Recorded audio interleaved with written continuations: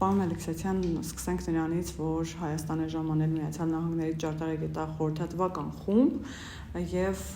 ըստ էության արդեն TRIP-ի տարածքն է զննվելու, այդ աշխատանքներն են տարվելու։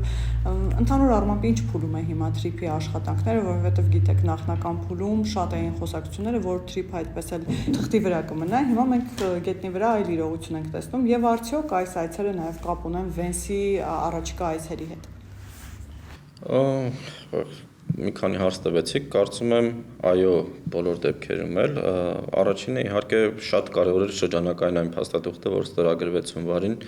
երկու կողմերի միջև հունվարի 14-ին Վաշինգտոնում, դրանից հետո պարզ դարձավ ինչի մասին է խոսքը, իհարկե կան որոշակի բաց հարցեր, բայց այնուամենայնիվ ընդհանուր կմախքը ճարտարապետությունը պարզ է, TRIP-ը իհարկե մի կոմունիկացիա չի, մի քանի տարբեր կոմունիկացիաներ են, հիմա ամենակարևորը դա երկաթուղին է եւ իհարկե երկաթուղու շինարարական աշխատանքներ ունեն տարբեր տեսակի շինարարական աշխատանքների մասին է խոսքը,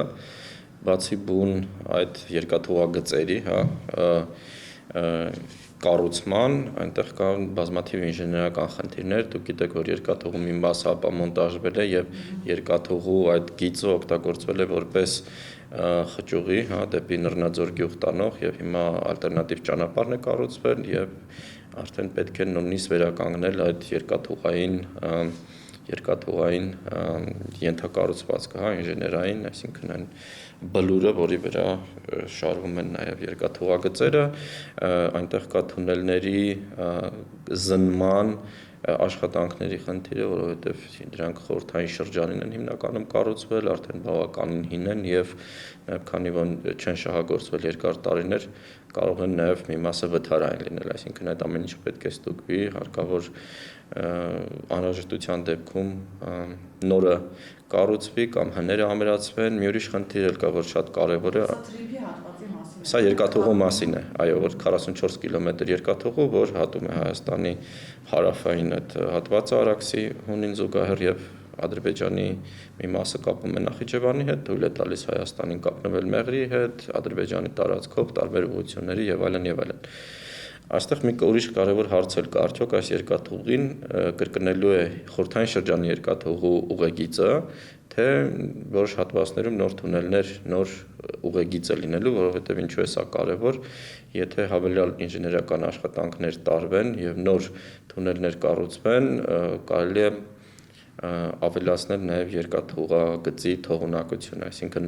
հնարավոր բեռնափոխադրումների ծավալի ավելացումը, ինչը իհարկե կարևոր է եւ այս իհարկե բոլոր հարցերը հենց այդ հանձնախումբը, որ մեկնել է Հայաստան, իմ կարծիքով պետք է քննվի, իմ մոտեցումը այն է, որ չպետք է կրկնվի խորհրդային շրջանի երկաթուղագիծը, որոշ հատվածներում պետք է նոր լուծումներ, այդ թվում նոր թունելներ, որպեսզի մենք ունենանք ավելի հարմար, ավելի արագ եւ ավելի ուղիղ ճանապարհ, ինչը թույլ է տալիս հենց ավելի մեծ ծավալներ բեռնափոխադրել նաև այդ հատվածով եւ նաև Հայաստանի շահերից է սա բխում։ Ասացիք, որ թեև ամբողջական պատկեր կա, փաստաթղթի տեսանկյունից TRIP-ի, բայց բաց հարցեր էլ կան։ Այդ բաց հարցերը ինչ է կարծում, Վենսի այցով արդեն պատասխաններ կստանան, այսինքն այդ հարցերի պատասխանը ամբողջական կլինի։ Չէ, արդեն իմ կարծիքով այդ բաց հարցերը ավելի երկարաժամկետ հարցեր են։ Իհարկե Վենսի այցը շատ կարևոր խորհրդանշական այց է, որովհետև սա բարձրաստիճան ամերիկյան պաշտոնյան է Հայաստանի անկախությունից ի վեր։ Պետքարտուղարերը անցել են Հայաստան 1992 թվականին, Հիլարի Քլինտոնն էր այցելել Հայաստան երկու անգամ 2010 եւ 12 թվականներին, եթե չեմ սխալվում, բայց այս փոխնախագահի մակարդակի այցեր Հայաստան չեն եղել եւ սա իհարկե նաեւ պատմական իրադարձություն է հայ-ամերիկյան ոչ միայն TRIP-ին նվիրված հատվածը, այլ ընդհանուր այս ռազմավարական համագործակցության գործընկերության գործընթացը առաջ տանելու շատ կարևոր կետերից մեկը դուք գիտեք միջուկային էներգետիկայի բնագավառում համագործակցությունն է եւ այլն առևտրատնտեսական գուցե հարաբերությունները Այսինքն երկկողմ այլ համաձայնագրեր կարող են ստորագրվել TRIP-ի շուրջ ես ավելի շատ սիմվոլիկ զարգացումներ եմ ակնկալում իսկ այդ պրակտիկ հարցերը ավելի շատ կապված են հենց օրինակ այդ կազմակերպության TRIP կազմակերպության ստեղծման գուցե դա մեկնարկի հենց Վենսի այսի ժամանակ եւ ապագայում ինչպես է ինքը գործելու, այսինքն ինչ ինչ կառուցվածք է ունենալու, ինչպես է ներգրավելու նույն տարբեր շինարարական կազմակերպություններ, ինչ շինարարական կազմակերպություններ են լինել, ով է կառուցելու այդ երկաթուղին, օրինակ, եթե մենք խոսում ենք այդ սահմանային խնդիրների մասին, սահմանահատման, այնտեղ կան շատ հետաքրքիր պիլոտային ծրագրեր, տեխնիկական լուծումներ, էլեկտրոնային դեկլարացիա եւ այլն, ու սա կարեւոր է նաեւ փակագծեր բացելու համար, իմ կարծիքով սա ամենակարևոր հարցն է, ինչ է նշանակում այդ անխոչնդոտ կապը Ադրբեջանի հիմնական տարածքի եւ Նախիջևանի միջեւ եւ ինչ է նշանակում փոխադարձ առավելությունները հայկական կողմի համար։ Այսինքն այդտեղ դեռևս տարընկալման տեղ կա, հա։ Այստեղ լուծումները ինչպիսին են լինելու, հա, իմ պատկերացմամբ արդեն մենք եթե իրավական տեսակետից ենք նայում, պատկերը հստակ է եւ բարձ է, այսինքն Հայաստանի ինքնիշխանություն, իրավազորություն եւ հայկական նաև սահմանապահ մարմինների ֆունկցիաների գերակայությունը այդ front office-ի կոչվածի նկատմամբ եւ այլն, բայց տեխնիկական լուծումները իմ կարծիքով շատ կարեւոր են, իրենք առաջինն են տարածաշրջանում ընդհանրապես, որ այսպիսի լուծումներ կարող են լինել, այդ օրինակ այդ սկաներները, որոնց միջով գնացքը անցնում է եւ ամբողջ այդ պարունակությունը տեսանելի է կամ էլեկտրոնային դեկլարացիաները կամ այլ տեխնիկական լուծումներ, որոնք զգալիորեն հեշտացնում են սահմանահատման գործընթացները եւ այդ փոխադարձ սկզբունքներով պետք է կիրառվեն նաեւ իմ պատկերացմամբ նմանատիպ սկզբունքներ հայկական կողմի համար եւ կոնֆլիկտից սա կարող է դառնալ տարածաշրջանում առաջին նախադեպը եւ մենք ունենք ամենաժամանակակից լուծումները այս հարցերում իմ պատկերացումը այն է որ հետագայում սա պետք է այս փորձը տարածվի նաև հայ-վրացական, վրաց-ադրբեջանական գուցե սահմանի վրա եւ մենք ունենանք տարածաշրջանում իսկապես ժամանակակից սահմանային եւ սահմանահատման ենթակառուցվածքներ, հա, սա շատ մեծ պատմական էքսպերիմենտ է, ես այսպես կբնութագրեի, ու եթե հաջողվի այս գործընթացը, իհարկե սա լուրջ փոփոխություններ է բերելու ընդհանրապես ամբողջ տարածաշրջանին, ոչ միայն Հայաստանին ու Ադրբեջանին։ Պարոն Մելիքսեթյան, որքան էլ որ ձեր ասացի ֆոնին աբսուրդ է թվում իմ մեկնաբանությունը կամ մեջբերումը, բայց օրերս երկրորդ նախագահը ասում էր, որ թրիփը փակուղի է Հայաստանի համար եւ անվտանգային ամենամեծ ռիսկն է։ Իսկապես դա այդպես է, թե հակառակի մասին եք դուք խոսում հիմա։ Գիտեք, այդ փակուղին եւ այդպիսի այդ լեզվով նկարագրել մի իրադարձություն, որը ենթադրում է Հայաստանի ապաշրջափակում, ինքը մի քիչ իմ պատկերացմամբ աբսուրդային պնդում է։ Այստեղ կա մի խնդիր, մենք հասկանում ենք, որ Իրանի Իսլամական Հանրապետությունը ունի որոշակի մտահոգություններ կապված ամերիկյան ներկայության իր սահմաններին եւ երկաթուղին հատվածներ կա, որ մոտ 80 մետր է ընդամենը իրանական սահմանից, բայց կան ռիսկեր, որ կարող Արևմուտքի եւ Իրանի հարաբերությունները կոնֆլիկտային զարգացում ունենան երկարաժամկետ եւ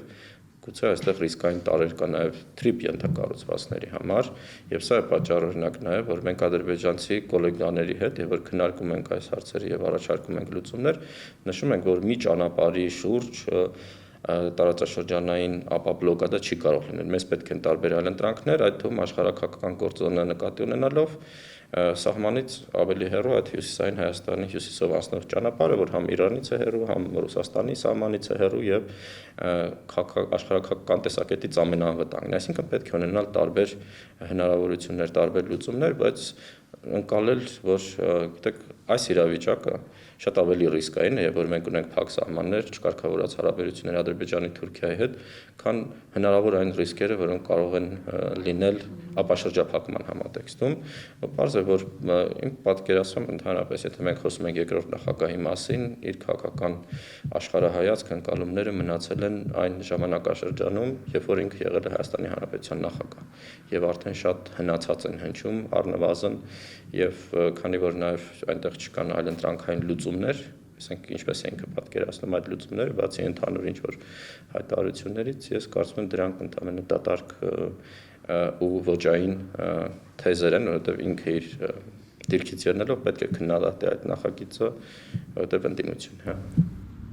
Պարոն Մելիքսեթյան, հասկանանք նաև Ռուսաստանի մոտեցումը, գիտեք, որ այս նախագիծը որոշակիորեն այսպես եւ հետաքրքրություն, եւ ինչ-որ իմաստով խանդ, եւ զայրույթ է առաջացնում Ռուսաստանի մոտ, որովհետեւ ամենատարբեր հայտարարություններ ենք լսում, վերջինը Զախարևան խոսում էր այն մասին, որ իրենք քննարկում են բոլոր հնարավոր տարբերակները, թե ինչպես կարող են թրիփում մասնակցություն ունենալ, այն դեպքում, երբ նման առաջարկ չի եղել,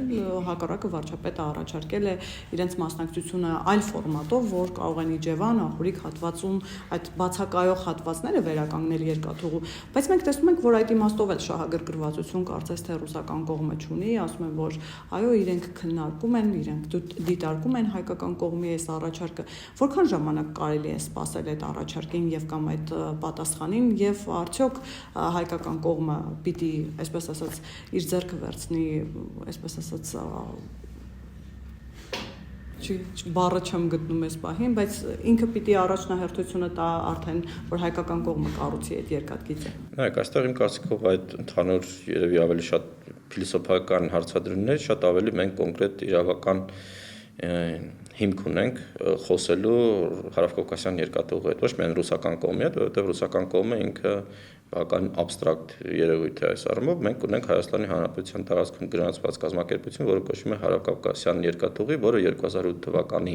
կոնցեսիոն պայմանագրով ունի հստակ պարտականություններ Հայաստանի Հանրապետության կառավարության նկատմամբ։ Այդ պարտականություններից մեկը դա Հայաստանի տարածքում այն երկաթուղային ցանցը, որ ինքը վերցրել է որպես կոնցեսիա, իսկ այդ կոնցեսիայի մեջ մտնում է Հայաստանի տարածքում արկա ամբողջ երկաթուղային ցանցը, բացի Մեղրի հատվածը, եւ դա նշված է նաեւ կոնցեսիոն փաստաթղթերում։ Իսկ այդ նաեւ ժամկետների մասին խոսք կա, որ այսինքն որքան այո, այնտեղ կան տարբեր իրավիճակներ եւ նկարագրություններ եւ կողմերի միջև առաջանում են վեճեր եւ եթե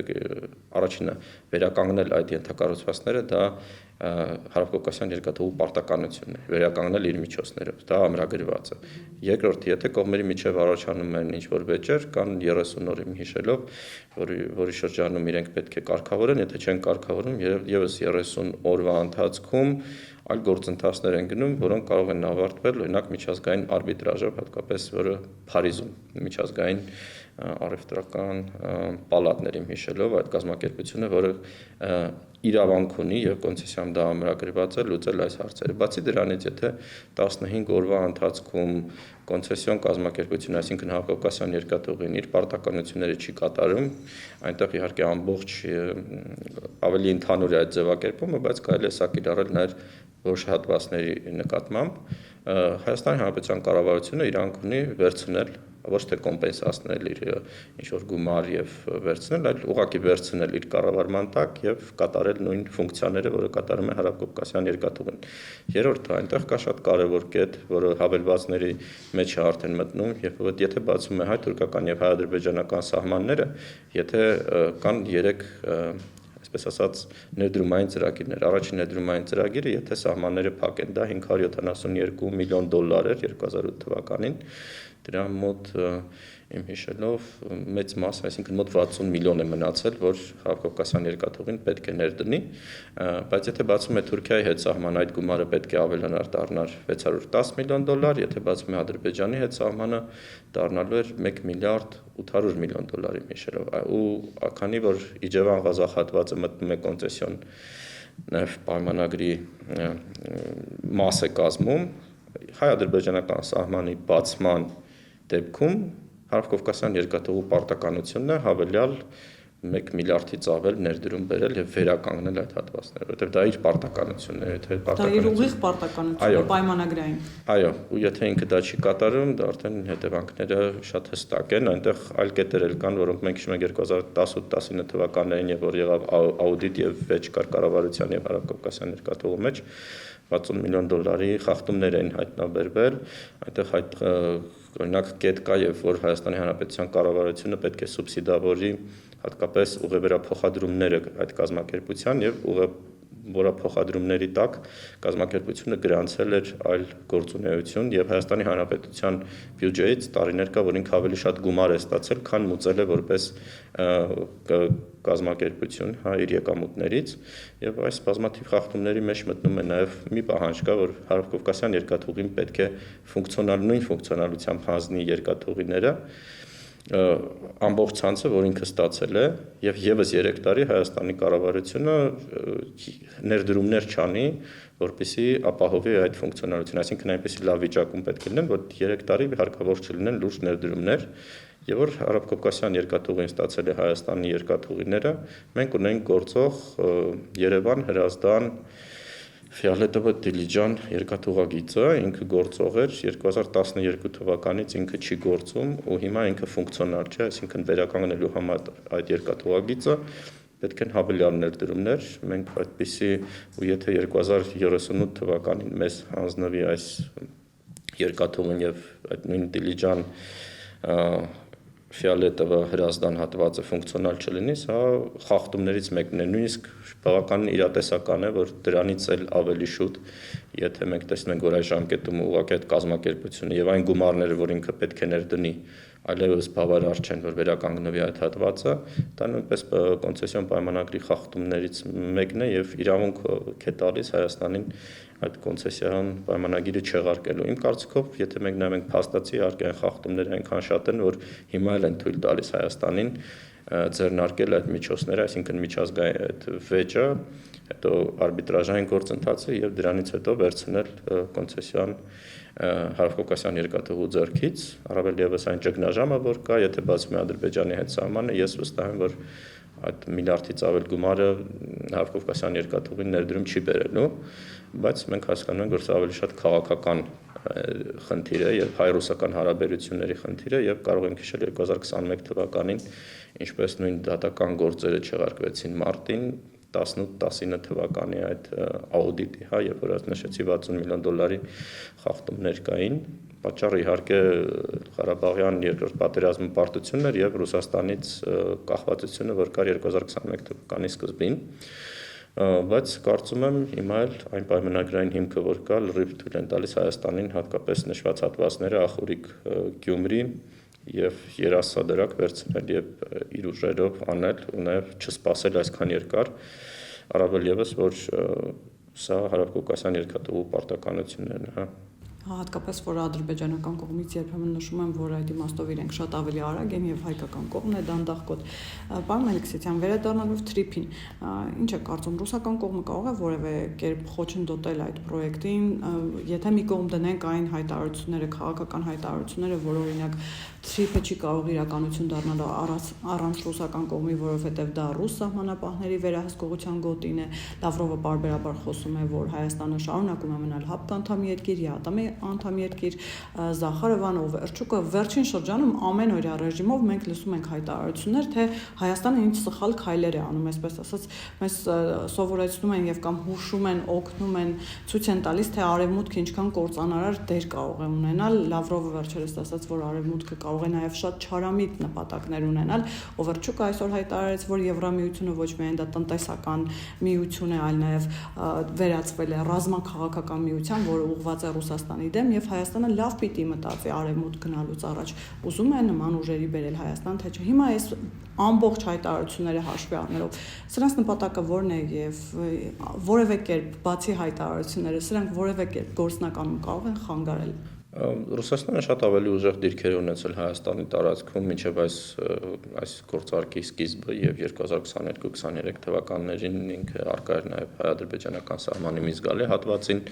Լեռնային Ղարաբաղում արկայություն կար եւ այլն, եւ այն ժամանակ ինքը չկարողացավ լուծել այս հարցը։ Իհարկե հիմա ինքը շատ ավելի քիչ ռեսուրսներ ունի ինչ որ ձեւով միջամտելու եւ ներգրավելու այս գործընթացի մեջ, հատկապես մինչև որ կա ուկրաինական պատերազմը, բայց կարծում եմ այստեղ կա մի այլ մարտավարություն, սա մինչև ընտրությունները նաև որոշակի նեգատիվ ֆոնի կուտակումն է, կումուլյացիան է եւ նաև ընտրությունները Ռուսաստանի համար կարևոր ջրբաժան են, որպեսզի փորձեն ինչ որ ձևով ազդել նաև ներհայաստանյան քաղաքական գործընթացների վրա, բայց օբյեկտիվորեն իհարկե Ռուսաստանը կորցրել այն լծակները, նույնիսկ եթե հայկական կողմը հիմա պատկերացնենք մեծ ցանկություն է հայտնում Ռուսաստանի ինչ որ մասնակցության Թրիփին, Թրիփի պայմանագրային բազան ինքը հայ-ամերիկյան է եւ այնտեղ նաեւ ամերիկյան կողմը 74% բաժին ունի եւ կարող է վետոյի իրավունք չէ։ Այո, եւ ունի վետոյի իրավունք, հետեւաբար այստեղ սա արդեն միայն հայ-ռուսական հարաբերությունների խնդիր չէ։ եւ կարծում եմ արդեն թրիպի պարագայում սա մի քիչ բան է հնչում, խորհրդանշական գնացքը արդեն գնացել է Ռուսաստանի համար, բայց իհարկե ճնշում, շանտաժ եւ նաեւ տնտեսական գուցե լծակների որոշակի օգտագործում ապագայում գուցե լինեն։ Պարոն Մելիքսեսյան, կուզենամ անդրադառնանք նաև Աբու Դաբիի հանդիպմանը, որտեղ երկկողմ ձևաչափի հանդիպում եղավ, որի մասին նախապես կարծես թե չէր նախանշվում։ Նկատի ունեմ Նիկոլ Փաշինյան-Ալիև հանդիպում, այդտեղ կրկին խոսակցությունը առևտրաշրջանառության մասին էր, արդեն հաստատված խաղաղության մասին էր, եւ որ ուզում են երկու հասարակությունները այդ պտուղները տեսնելով ուզում են այս ուղին շարունակեն եւ Զայեդ մրցանակին արժանացան միաժամանակ եւ Ալիևը եւ վարչապետը։ Նախ ընդհանուր առմամբ հասկանանք արդյոք այս մրցանակը որոշակիորեն պարտավորեցնող կարող է լինել հատկապես ադրբեջանական կողմի եւ Իլհամ Ալիևի համար, որպեսզի հետ քայլ անելու տեսանկյունից ավելի դժվար է լինելու, նկատի ունեմ խաղաղությունից հետ քայլ անելու եւ այս պայմանավորվածություններից հետ քայլ անելու եւ նաեւ ինչպես կգնահատեք, որ հիմնականում միջինասիական երկրների ղեկավարները միանգամից արձագանքեցին, շնորհավորեցին եւ առաջիններից Էրդողանն էր, ով տեսակապի միջոցով շնորհավորեց եւ ասաց, որ ողջունում է թե Իլհամ Ալիևի պատրաստակամությունը, թե Նիկոլ Փաշինյանի կողմից այդ ներդրված մեծ ջանքը, կամքը, որ կարողացան հասնել խաղաղության ու նոր էջ է բացվում Կովկասում։ Ինչպես հասկանալ այս բոլոր հայտարարությունները։ Այստեղ երևի մի քիչ ավելի sense ինչ-որ աքսիոմատիկ դրույքներից անցնենք։ Իմ պատկերացումը եւ դա ստեղծվել է 2024 թվականի ապրիլին այն է, որ ադրբեջանական կողմը արդեն 2023 թվականի սեպտեմբերից հետո լուրջ չի դիտարկել խոշոր էսկալացիաների սցենարը եւ փորձել է կապիտալիզացնել այն քաղաքական արդյունքները եւ ռազմական այն արդյունքները, որոնք ունեցավ 2023 թվականի սեպտեմբերին։ 2023 թվականի սեպտեմբերից հետո դա արդեն իմ պատկերացմամբ նաեւ շանտաժի լեզուն, որ կիրառվել է Հայաստանի նկատմամբ, դա արտաքին աշխարհին այդ ձեռքբերումները վաճառելու եւ նաեւ ինչ որ հետադարձ թույլ չտալու համար է եղել, որովհետեւ այն ժամանակ շատ ակտիվ քննարկում էր դեռ Լեռնային Ղարաբաղի հայերի վերադարձի իրավունքը, նույնիսկ ինչ որ կարգավիճակների քննադատությունը, Եվրոմիությունը եւ այլն բավականին խիստ ձևաչափերով քննադատում էին այդ Ադրբեջանի քաղաքականությունը եւ ինքը իմ պատկերացմամբ այս լուծումները եւ այս որոշումները հասունացել են արդեն 24 թվականին, Ադրբեջանը կոնվերտացրեց դա արդեն քաղաքական լուծումների նույն թրիփի տեսքով եւ կարծում եմ, որ հետադարձ այն առումով, որ մենք կարող ենք ունենալ ավելի ռիսկային էսկալացիոն սցենարներ, եթե իհարկե Հայաստանի ներսում չլինեն ինչ-որ լուրջ կտրուկ փոփոխություններ կամ տարածաշրջանում շատ լուրջ փոփոխություններ չլինեն եւ կարծում եմ Ադրբեջանը այդ մոտիվացիան չունի եւ պատերազմի մոտիվացիան։ Այո, եւ դա ես ասել եմ նաեւ 24 թվականին, 25 թվականին, ապրիլից 24 թվականի եւ որ սահմանազատման այդ լուծումներում այն տրամաբանությունը ընդունվեց, որը բավականին անսպասելի էր ինձ համար, իմ մոտեցումը գնալով ամրապնդվել է, որ այդպես է եւ ուղղակի Ադրբեջանը ունի հստակ մարտավարություն դանդաղ քայլերով, հա, հասնել որոշակի քաղաքական նպատակների եւ նաեւ մոռացության տալ Լեռնային Ղարաբաղի հարցը, ինչը փաստացի ստացվել է եւ ես կարծում եմ նաեւ հիմա երկու կողմեր այս քայլերը անելով, երբ որ նույն տրանզիտի բացումը, ինչ որ առևտրաշրջանառություն կամ տարածաշրջանային լարվածությունը Իրանում, Վրաստանի հետ կապված մտահոգությունները իրենք ավելի են դրդում, ստիպում մի կողմից արդեն նորմալ է դարձնում այդ ամեն ինչը եւ հասկանում եմ, որ սա նույնիսկ ինչ որ շահավետ գործընթաց է, այնուամենայնիվ մենք Ադրբեջանից արդեն մոտ 5000 տոննա բենզին ենք գնել եւ սա ադրբեջանական բիզնեսը կարծում եմ շահագրգռված է, որ ընդլայնվի, հա, այս գործընթացը եւ հեռանկարներ կան Հայաստանից, ինչ որ ապրանքներ արտահանելու հնարավորություն կա։ Ես կարծում եմ այս փոքր քայլերը արդեն նույնպես, եթե չլինեն ինչ որ կտրուկ զարգացումներ, անշրջադարձելի են եւ շարունակվելու են, բայց ադրբեջանական կողմը ունի այդ չշտապելու մարտավարությունը, հատկապես մինչև ընտրությունները, եւ այդ դրամաբանությունը երևի կտրուկ չի փոխվի, քանի որ իրենց համար էլ ջրբաժան գծերից մեկը ինչ է լինելու ընտրություններից հետո։ Այսինքն խաղաղության պայմանագիր ստորագրել չստորագրելը եւս պայմանավորված է 26 թվականի ընտրությունների արդյունքներով։ Գիտեք, հիմա օրինակ քննարկվում է մի միտք, որը նույնպես հավանական է, որ խաղաղության պայմանագիրը կարող է ստորագրվել մինչև ընտրությունները, բայց ասենք ռատիֆիկացվել եւ ուժի մեջ մտնել ընտրություններից հետո կամ նույնիսկ սահմանադրական հանրակրվեից հետո Հայաստանում, բայց այդպիսի ճկունություն եւ նաեւ առևտրատնտեսական հարաբերություններում ինչ որ զարգացում նույն Նախիջևան Սադարակ հատվածի երկաթուղիների վերականգնման հարցում առաջընթաց եւ այլն կարծում եմ կլինի մոտ ապագայում մինչեւ ընտրությունները եւ ես կարծում եմ որ սա իմիտացիոն գործընթաց չէ որ եթե ընտրություններում ամրապնդվի այն քաղաքական գիծը, որ հիմա կա, որ ենթադրում է, որ նույն թրիփի պայմանագրերը, հայ-ադրբեջանական կարգավորման այն սկզբունքները, որոնք խաղաղության պայմանագրի կետերն են կազմում, այսինքն խորհրդային հանրապետությունների սահմանները դառնում են միջպետական սահմաններ եւ այս սկզբունքով երկու սուվերեն պետությունները արդեն համագործակցում են, դրանք արդեն ընդունելի են եւ ադրբեջանական կողմի համար եւ հայկական կողմի համար եւ ես այստեղ ինչ որ դրամատիկ փոփոխություններ չեմ ակնկալում ու կարծում եմ այդ փուլը պատմության, հա, եթե այս ուղիով մենք գնանք էսկալացիաների մոտ ապագայում մենք այդպիսի ռիսկեր չունենք